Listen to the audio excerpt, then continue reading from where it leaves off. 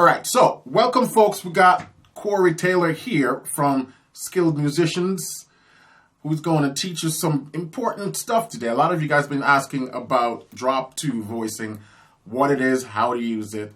And instead of me trying to fumble around to show you guys, I got someone who is more skilled in that department as a jazz pianist. You have a master's degree or a bachelor's degree in jazz? Masters. Masters in jazz, so, you know, serious theory and harmony and all that stuff he has gone through. So today he's going to show us, you know, how to use the drop 2 voicing and, you know, share whatever tip he has along that line to help you guys out. Welcome, Corey. Thank you, Warren. Let me first say I'm excited to be here. This is phenomenal to get to work together. Of course, I've followed your channel and learned a number of things from how you've structured your material and how you engage your audience. It's phenomenal. You have a huge audience, so this is a dream come true kind of for me. Mm-hmm. Awesome. So, I want to jump right in. Drop 2 voicings. What is are drop they? 2? What does it mean? What is that? What is that? Okay. All right. So kind of a higher level view. Drop 2 voicing is simply a voicing type. And so I'll explain it. Drop 2, let's say we're taking a major 7 chord. So C major 7. And so drop 2 simply means take the second highest voice and drop it an octave. So, and when we say voice, we mean note. So the second highest note. So B is the highest note here. So the second highest is G. We're going to take it down an octave and play it with our left hand. And so we end up with this kind of 3 notes in the right hand and 1 in the left. Now a lot of organists, gospel organists, will do 2 in the left hand and 2 in the right. So that's kind of an organ technique, but for piano, it's more 3 in the right hand, 1 in the left. Now this drop 2 voicing all came about, it was an arranging technique. So in the big bands, swing bands of the 1940s, 50s, 60s, they're looking for different ways to harmonize, like a saxophone section, for example. You have 5 saxophones going, and so you had to figure out how to harmonize it, and you can harmonize straight down. But then that has a particular sound, but another way to make the melody stand out is to remove the competing voices around it. So the melody stands out there, bring it down here, and you hear that melody a little sticks out clear versus. So a question that I'm probably sure a lot of folks thinking: can you use drop 2 voicing on like triad chords? Yes, and it's the same principle. And so if you're first learning this, start with the triad. So you just take a simple C major triad and here.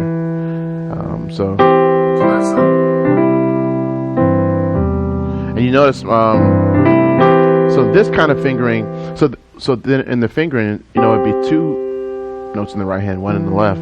But as you move around, this sometimes changes. So now I have 2 in the left and 1 in the right, as you kind of invert this around. And all of those are still drop 2s? Yes. So I'm taking the second highest voice, which in the case of a triad would be the middle note.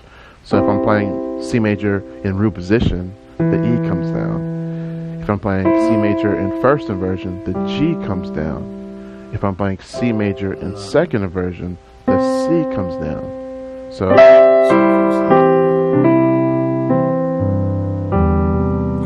So if you're playing just like a basic 1-6-2-5 triads, how would you play that with drop 2s? Okay, so just all triad basic. Yeah. So let's see, and 1 chord. Let's see. So here's C major, right? 1. And then 6, 2,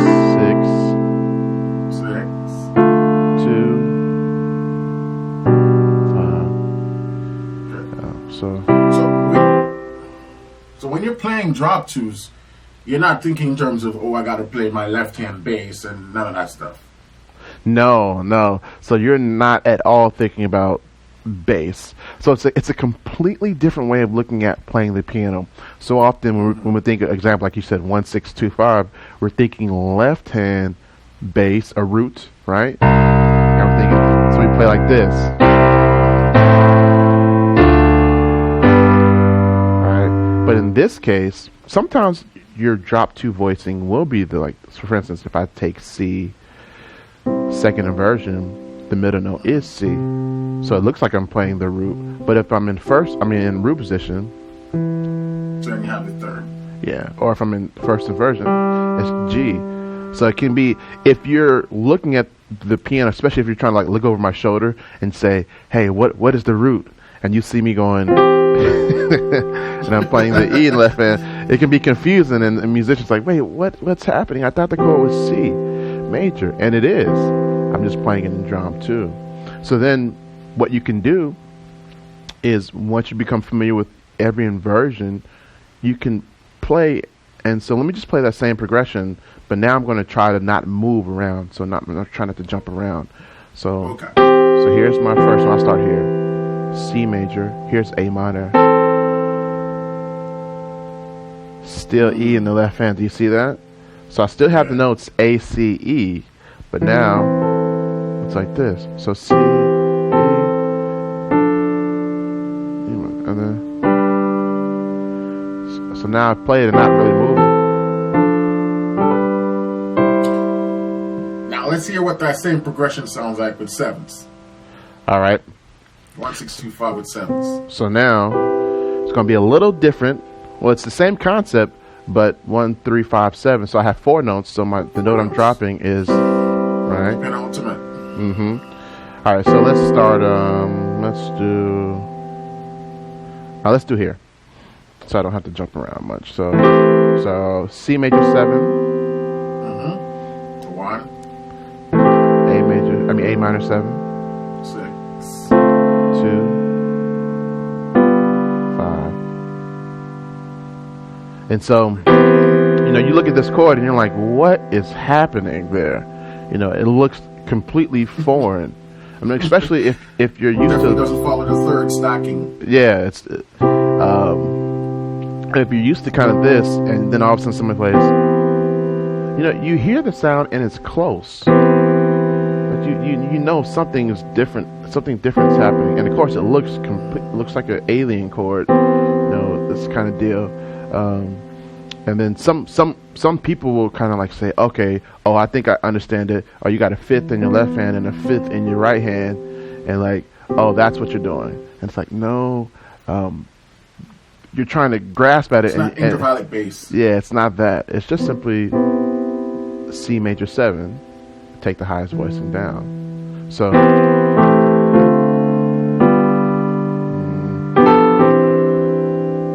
a sort of 2-step process that we can look at it from a student perspective is the first step is you decide what inversion you're going to use. Exactly. So it's not about, it has to be root inversion or second inversion or third inversion. Is you decide the inversion you want to play. And then step 2 is you take the second highest voice, drop it in the left hand. Exactly. Sweet. And let's see. I have a lot to share, so hopefully I can get it all in the amount of time. So I'm over here like holding myself back because I want to just. I'll let you run with it. So I'll just kind of preview this, but you kind of hit on it. The first decision you have to make is what voicing, like what is your melody, what inversion you want to use, and so the question, and how do you choose which inversion should I use? If I have what is the defining principle or guideline for what inversion? And if you, for this, I'm giving you my secret. This is the secret to all my playing, and it's melody. Melody. Melody's king, guys. Yes. So melody is the secret sauce for choosing the inversion I want. So when you said 1-6-2-5, I could have started there, and so immediately as soon as I start here, so I just picked a random starting place. I said, okay, I'll start here on this one. but immediately I start hearing melodies. And so in my head, I'm saying, so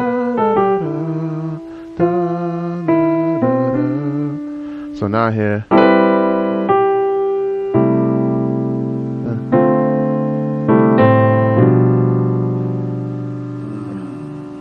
and so that's maybe a little complex, but in my head, the point I'm trying to make is I'm hearing these melodies happening, and so that's what's deciding which inversion I use. I could just say I'm gonna play everything root position, and go, but that doesn't make for great voice leading and pleasing sound, even if it's the right chords. So if I may interject, so there's two things that's happening when you're playing these kind of voicings. One, you're either thinking in terms of counter melody. No, we don't just play isolated progressions unless you're playing like talk music. But if you're accompanying a singer, choir, band, you're either playing what we call counter melody, like something to supplement the actual melody, or you're playing the actual melody of the song. Exactly. So it's one of those two things that's going to determine the voicing of the chord. Do you have a song example you want to show us? Sure. Something everybody knows. How about I do Amazing Grace all the time, so let's try. It's go too easy. it is. Let's try another. Let's do I Surrender All. I can do Amazing Grace. I do that one, and maybe I'll do both. Let's do I Surrender All, and I'll just stay. Yeah, I'll do the melody. All right. And I'll stay in the key of C. Right. So the melody.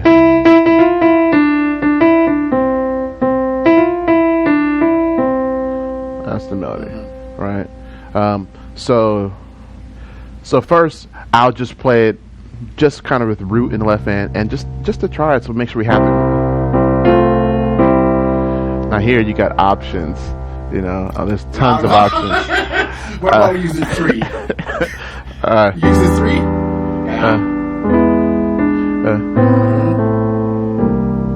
Oh man. I'm sorry. So this is one of the things also. How do you maneuver a song with so many options? And just, you have your defining principle, your guidelines. For me, it's melody. And so I'll just try to stick there. But there's more defining principles. Just take the first half. Let's see. So I'm drop 2 now. So I have C. Now, some people would say, oh, you're playing the root in your left hand, and you're just playing. No, I'm playing C major, drop 2. So,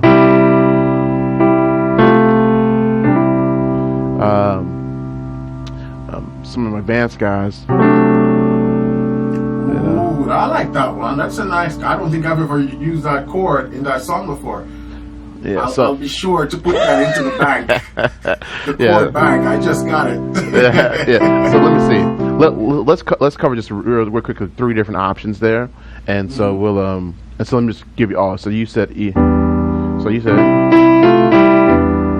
and then maybe major or dominant 7. All right. So if I was to go to 3, so. Now 3, the melody is D, so I'm always keeping the melody on top. So that's there, and I'm doing 3. That's E minor. Or are you referencing C over 1 or E minor? Am I playing what you said? Oh, E minor. Yeah. Okay, all right. So E minor 7. So that means the B is going to be in my left hand. So let's try it again. All right, and then. So now I'm Ren, sorry, Sir Ren, that's going by E7. So you see E7, I'm going to invert it up, E7. So that means the D comes down to the left hand. Right. All right, so let's just try those first few chords again. So I didn't talk about this one, but this is just F, right? And I'm bringing the C down. So I have this pedal tone in the left hand, but it's not a pedal. I'm not thinking pedal. I'm thinking drop 2. Drop 2. See, I'll be thinking pedal. See, but the giveaway warned, but you would give me full chords, right? So in that case, you're exactly right. Yeah. You're exactly right. It is pedal. But in this case, you see, I've opened it up. So nice 6 going. So E minor, then E7. Now that let me like a sharp 11 chord. Yeah. That's voicing sharp 11. Yeah, you can think of it like that. You can think of it like that. That's not like that. But now, watch this. I'm going to add one more chord before the A minor. I'm going to go diminish. So we have E minor, E7, diminished. So I'm going to call this. You go back to that beat in the left hand. Yeah, so let's see what it is. Exactly, the B in the left hand. And then A minor. All right, so let's try a different route. So let's see, let's try it again. I'm doing some other stuff. I'm gonna just go back to what I did. Sorry. What did you say? E minor, and then E7, diminish. So if we look at the left hand, if I just play the left hand by itself without the right hand, we get this. Oh Jesus, right, which is kind of weird, right? But that's exactly what it is. Now let's take a different option. Let's go. Oh to Jesus. Let's go B minor 7. So let's go E sus, and then E7 flat 9.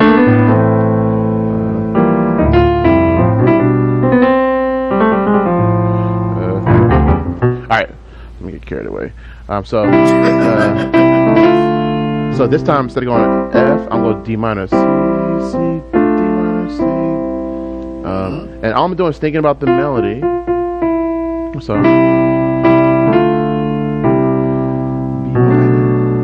Now I have the root in the left hand, but that's just because here's my B minor chord. Let's make a root position. Let's invert it down. Let's invert it down again. So here's B. This is the chord, but I'm taking the second highest voice. So the second highest note is B, so that goes there. All right, so here goes. Let's go sus. Right. That's straight up chordal harmony right there. Yeah. So I have a 4 4 4 and then a 5th on top. So you can think of it like that, but let's bring this drop 2 back up here so we get this. It's a sus. Yeah, just simple sus. So by moving one note, you get all kind of stuff going on. Yeah, you get that chordal sound. And it's exactly. also a drop 2. Exactly. So. So cool.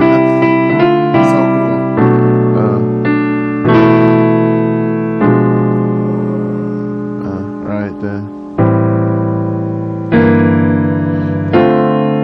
All right, and then the great thing about drop 2, and not to get ahead of myself, but the great thing about it is that you can go from like normal big voicings that you like to play, you know, like something, you know, and then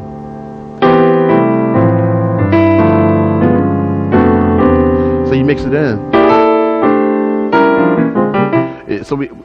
And it becomes part of the tapestry of your playing. Now I'll be honest.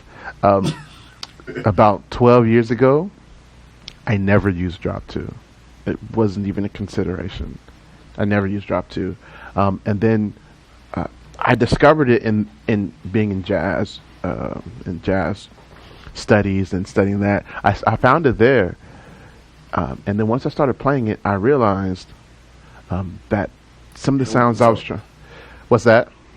It opens up like a new world. Yeah, it opened up a new world for me, but it was kind of like this. You know, when you buy like a new car and you think you're the only one that has it, and then as soon as you buy it, you drive and realize, wait a minute, they have the same car. So I found, like, as soon as I started playing this sound, I realized the best players, like the first guy I really heard do it, I was like, oh, Mike Burrell is using the same stuff. Oh, Jason Wright too. Oh, wait a minute. Like all these top tier players are all using the same kind of voice. Yeah, they're all using it. Yeah, all are using it. I was like, wait a minute. All right, so then it kind of but it's kind of a little bit of an advanced technique. Very advanced. And so you're not gonna hear it in like a traditional setting. You're not gonna hear it when you're coming up the ranks. But the further you get up, the more you start hearing it, and it's like, oh, and it's a completely different way of thinking about harmony. Instead of root and chord, you're thinking it's a different sound. So a question that a lot of folks might have is, do you play an entire song using drop two voicing?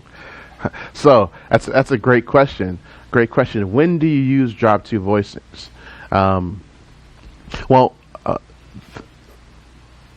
The key is, where do you want the melody to stick out? And there are a couple ways to accomplish that. But let me just say this. One, if you're playing by yourself, so there's no one else playing, you don't have a bass player, then maybe 40% of your playing might be drop two, and 60% might not be, might be normal rooted playing because you're by yourself.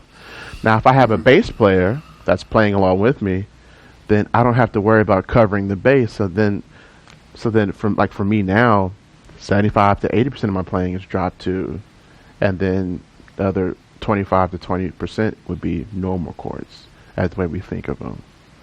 Another question. I got a whole lot of questions because I get them coming into my inbox. You know, what is the difference between drop two voicing and rootless voicing? That's a great question. So rootless simply means without the root. So let's look at C major 9. So here's the C major 9, right? So to play rootless, I just simply take off the root, which is the C. So say for instance the bass guy is playing that down there, the bass player. So I just play rootless. So I'm not actually playing the C, the bass player is down there, or the organist has it in his foot, his or her foot. So that's rootless, meaning without the root. But this chord drop two would be,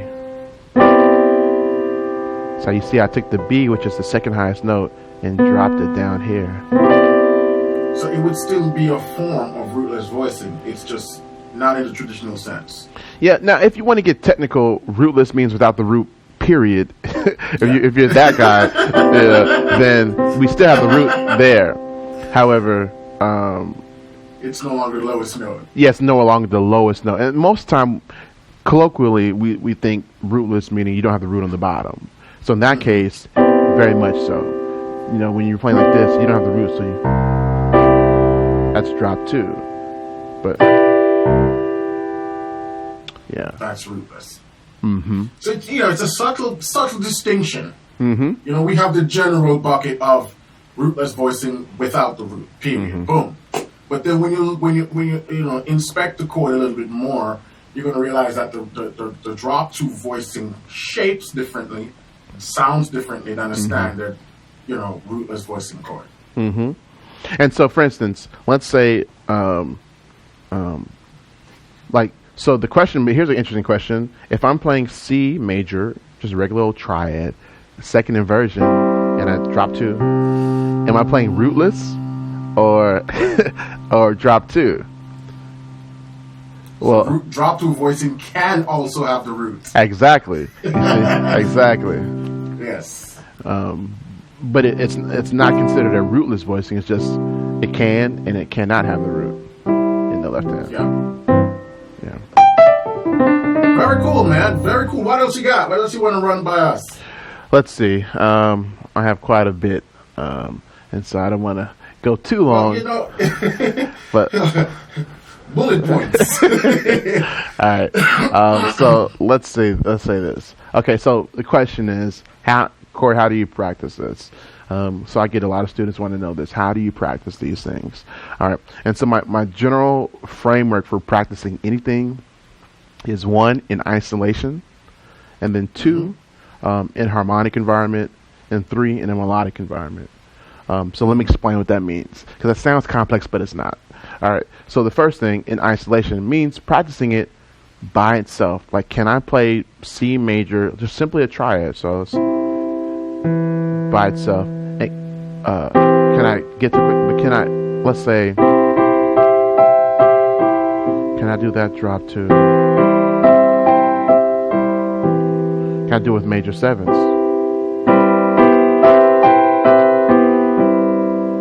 right. So step one, you can start with just going through inversions in drop two.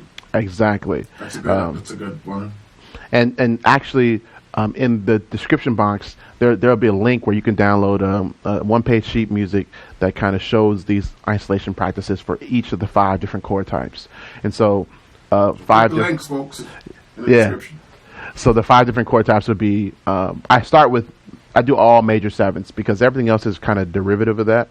So I don't start with triads. Triads are pretty much easy to see. So if you're a beginner, triads, you can kind of see that pretty clearly. Sevens begins to get complicated. So that's the one I chose. Ninths are derivative of sevens, and I'll explain that in a moment. So we have major 7, minor 7. And so it's the same idea. So here's C minor 7. All right, let's start with the triad first. C minor triad. So bring. All right. That's inverted up.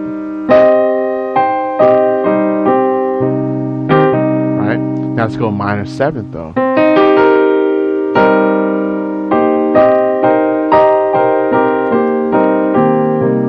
Now I'll be in my own practice time. I used the word brutal, like I was crazed about this, getting it down. So I did every minor chord. So I did C minor 6, you know. All right, which is a different sound. And you hear me use that sound a lot. I did C minor with a major 7th. Sorry, that sound. All right, so let's see. It's a weird sound. So if you want tension, you go for that. But even like, let's say. What about dominant 7s, dominant 9s? Yeah. Yep. So we have major, we have minor, and these are the 5 basic chord types I like to focus on. Then you're right, dominant is next, and so we same thing. All right, so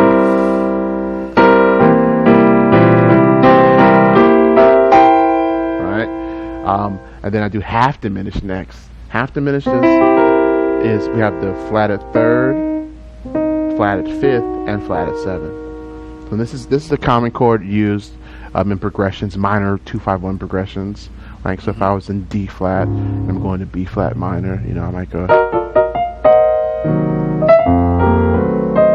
Alright, so this kind of sound.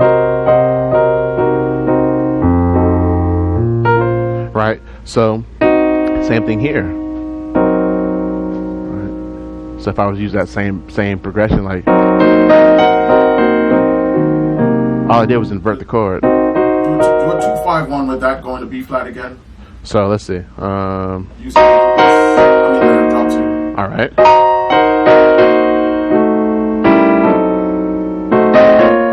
So let's see.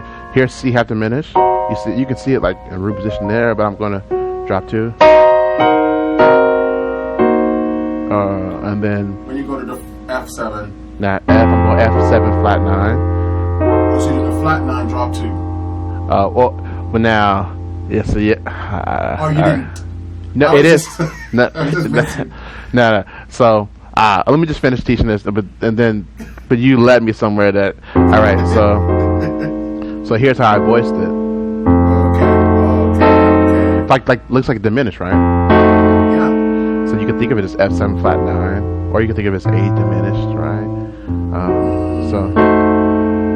And then you've taught on these walk-ups, diminished walk-ups. So let's do that. Drop 2. So, all right. So we have.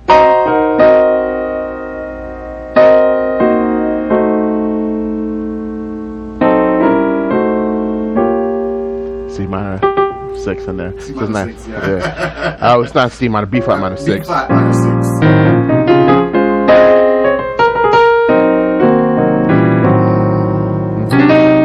This is a world that basically is bottomless. Once you start experiment, because once you get to like your alterations and altered extensions, and you start dropping 2s on those, then that just blow the sound out of the water. Yeah.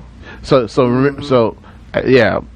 there's 5 chord types for major 7, minor 7, dominant 7, half diminished 7. And then we did diminish as well in that last example. The full diminished. So I practice it in isolation, right? And then I throw it in a harmonic environment, and we just actually did a harmonic environment, a 2-5-1 to B flat minor. That's the harmonic environment. Actual progressions. Exactly, a progression. Exactly. And so I would start there and say, okay, let's do C major. So we have D minor, then G7, then C major, right? So you could just simply take the chords you do in your right hand. So how would you play a 2-5-1 in C major? You might go, well, then you drop to it. Right, so, oh, sorry.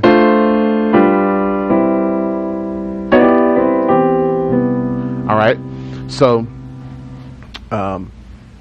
then maybe let's try like doing like I've worked out in my practice time going up and down the inversions on my D minor chord. You know, I've done every chord type. So say on my 2, instead of just playing it how I would if it was just my right hand, let's try some inversions. So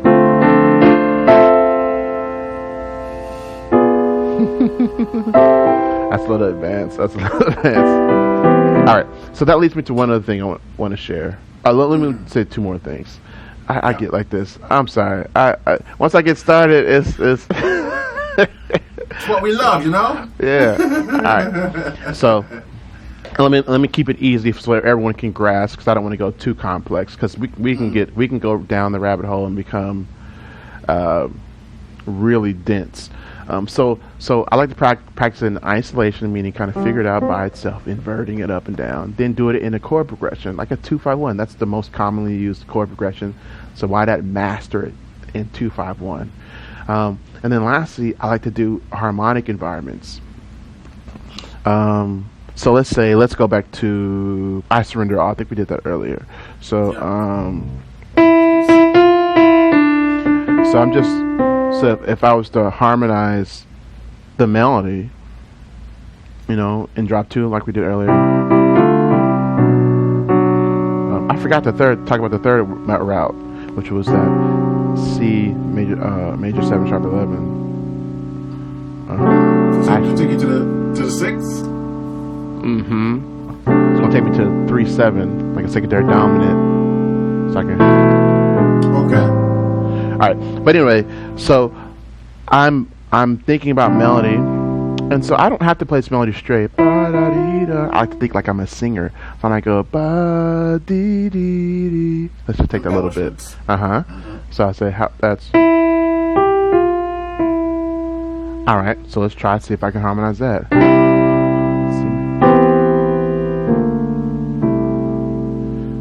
Right, so that's all drop 2. So I'm instead of playing a C major 7, I'm playing a C major 6 now. So I'm just switching between chords and seeing how it sounds. But I can stick with major 7. D minor, C major 7. Let's try C major 6 now. That looks like an A minor, but it's C major 6. Oh, B flat major 7.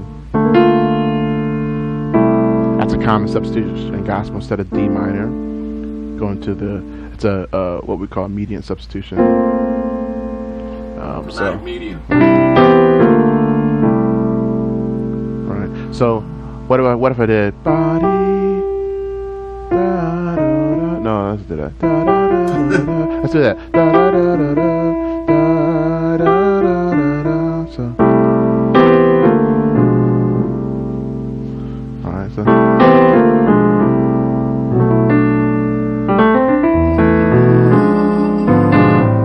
Yeah. And so Warren, you sing, and so for anybody that sings, like similar to Warren, like it helps. You don't have to be a singer. You can just be a hummer.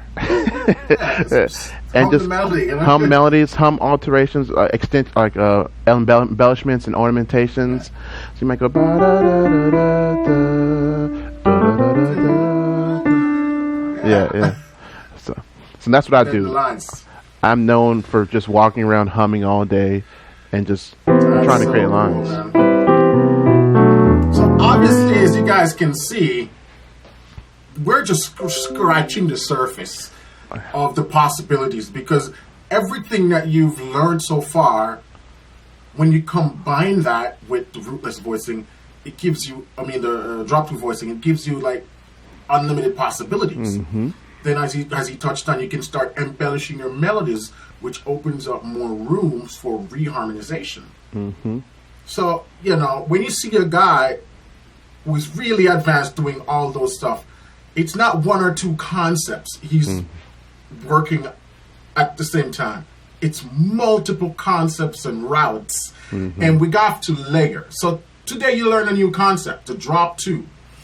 And just to give a recap, the best way to start practicing this, if you're very new, is just take some triad chords, go through some inversions, then put it in a progression, then think it in a melodic environment, and then probably force it, put it in a song.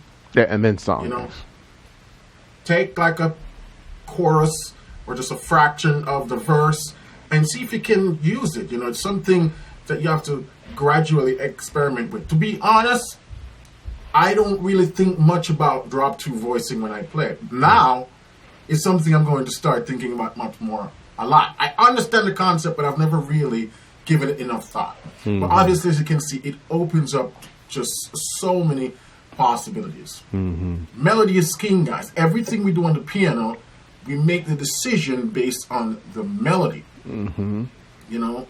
So because the melodies of every song is different, it means the way we approach it is going to be different. And so you always want to make decisions with the melody.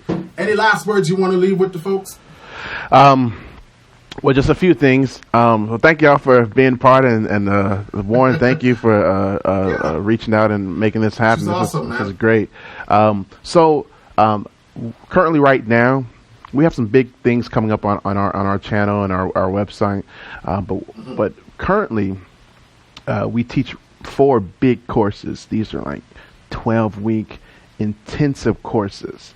And so we have the Chords Galore class, which is all things chords. If you're looking to improve your chords, it's 12 weeks, many hours, over 12 hours of material resources. We have our chordal moves and progressions class. If you want to know different moves and progressions, that class. We have our gospel foundations class, and then we have our improvisation class. But in our Chords Galore class, we cover drop two voicings, day 1, first part of class 1. And so it starts there, and we get really far. So if you're interested in going even farther with your chords, beyond drop two, we have, and then that's day 1, and we go 12 weeks. It's a tremendous amount of material. So any one of our courses, definitely check out our website, and we have some big new things coming this year over the next month or so. So stay tuned to the channel. Yeah, Corey Taylor, they're doing some great things too. Very nice YouTube community that they got over there. He does a lot of live streams teaching, so you know you get to get feedback and stuff they got going on the YouTube channel too. And he's put together a nice downloadable sheet of everything with some of the core concepts we discussed today in the drop two voicing. So click the link in the description below and go check it out. So thanks again, Corey, man, for just scratching the surface of the possibilities of this drop two stuff. I'm definitely going to put this to work, start working on it. Yeah, so man. Y'all do the same. Thank you, Warren. Y'all subscribe to Warren's channel. He's phenomenal. Has a ton of material. Check him out.